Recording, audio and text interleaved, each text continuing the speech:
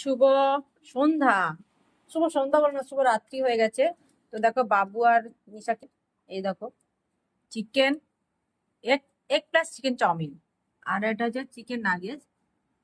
বাবুও খাচ্ছে, হ্যাঁ বারে বারে পানি খাচ্ছে। আর এখানে কোনো চাউমিন এখনো আছে, ওটা তো খেতে পারছে না। আর এখানে আছে হাত রুটি, আর এটা হচ্ছে মিষ্টি, আজকের স্পেশাল খাবার। আর তরকাটার কি অবস্থা দেখো, সানা চুর হয়ে গেছে একদম।